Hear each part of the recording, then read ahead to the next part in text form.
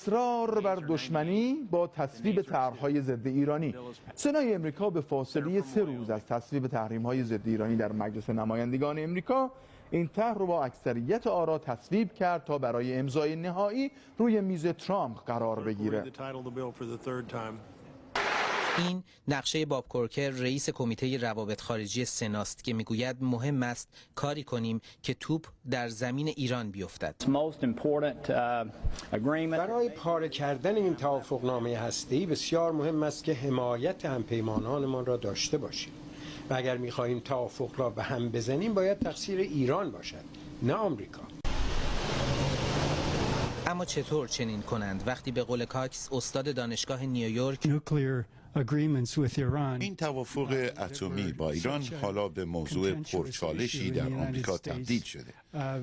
دولت تلاش می‌کند ثابت کند که توافق خطرناکی برای آمریکا بوده، اما فعلا همراهی اروپا را ندارد و برخی از مشاوران ترامپ نگران برخورد ایران بعد از خروج آمریکا از توافق هم هستند.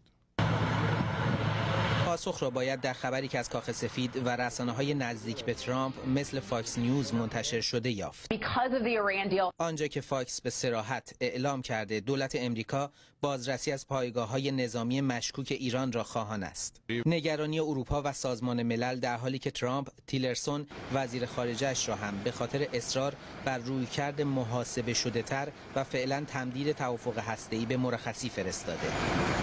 باید منتظر بود و دید تا کمتر از 3 ماه دیگر وقتی اعلام نتیجه بازنگری برجام است امریکا چند بهانه دیگر پیدا می کند.